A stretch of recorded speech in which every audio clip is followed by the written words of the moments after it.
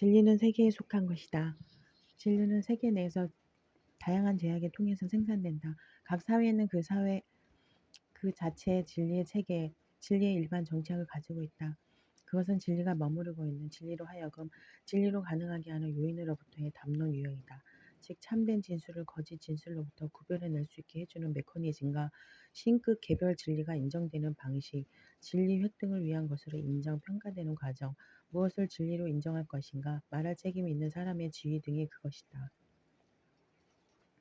따라서 진리는 선언적인 방식으로 나타나는 어떤 것이라기보다는 각 사회가 작업을 통해서 생산해내야 하는 것이다. 푸코는 진리로 간주되는 것으로부터 특정 형태의 지식을 배제하기 위해서 사람들이 수행하는 노력에 대해서 분석한다. 노만 페어클라프가 논의한 예를 보자. 건강에 대한 대체 지식은 정통의학과 같은 지위를 부여받지 못한다. 대체 의학은 열등하고 미숙하며 일종의 돌팔이 의료 행위라는 것을 확신시키고 그리하여 의학의 진리와 가학이라는 권위를 유지시켜주기 위해서 엄청난 노력과 담화적 작업이 이루어지고 있다. 따라서 담론들은 직몽 상태에서 존재하는 것이 아니라 다른 담론들, 자신들에 대해서 진리와 권위에 대한 의문을 제기하는 다른 사회적 실천과 다른 담론들과의 끊임없는 갈등 상태로 존재한다. 푸코는 다음과 같이 말한다. 나는 어떻게 이러한 진리에 대한 선택이 이루어졌는지 발견하고자 한다. 우리는 이 선택에 사로잡혀서 아무 생각 없이 이 선택을 새롭게 한다. 그러나 나는 또한 이 선택이 어떻게 반복되고 갱신되고 대체되는지 알고자 한다.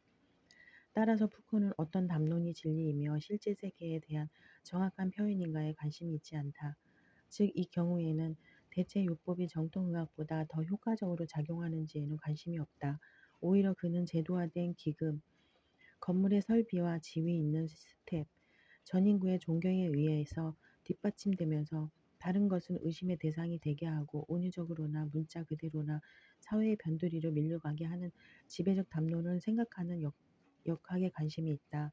그러므로 권력은 담론의 논의에서 핵심 요소이다.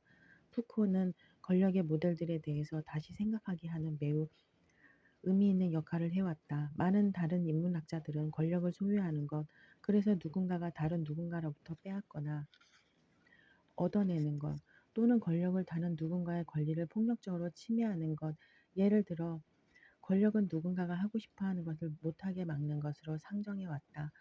또는 마르크스주의 이론가들은 권력 관계를 경제적 관계에 의해서 결정되는 것으로 상정해왔다.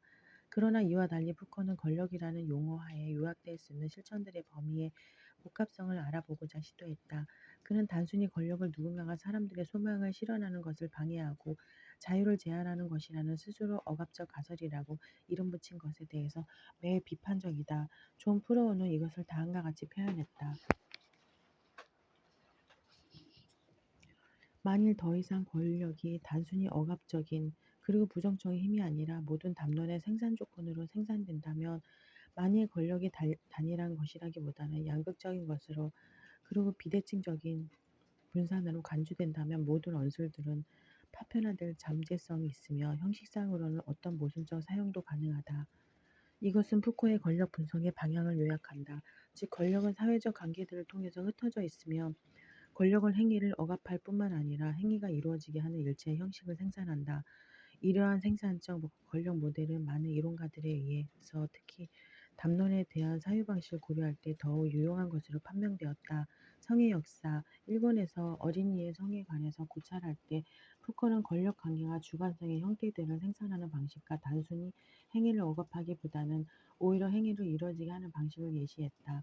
특별히 어린이의 자유행위와 성에 대해서 빅토리아 시대에 성행했던 견해를 말하면서 푸코는 다음과 같이 언급했다.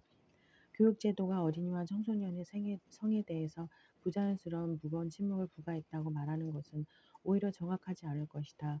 반대로 18세기 이래로 교육제도는 주체에 대한 담론 형식들을 다양화시켜 왔고 성의 주입에 관해서 다양한 관점들을 성립시켰으며 자격 있는 강사들을 임명하고 내용들을 규정했다. 어린이의 성에 관해서 말하는 것, 교육자들을 포함하여 물리학자들, 행정가들, 부모들이 어린이의 성에 관해서 말하는 것, 혹은 그들에게 어린이의 성에 관해서 말해주는 것, 어린이들 스스로 자신들의 성에 관해서 말하게 하는 것, 때때로는 어린이들에게 직접 말하고 때때로는 어린이들에 관해서 말하고 있는 혹은 어린이들의 규범적인 지식들을 부과하거나 어린이들의 파악 범위 밖에 있는 과학의 구성 토대로서 어린이들을 이용하는 담론들의 그물망 속에서 어린이들을 가두는 것, 이 모든 것은 우리를 담론의 중식에 대한 권력의 개입을 심화시키는 것과 연결할 수 있게 한다.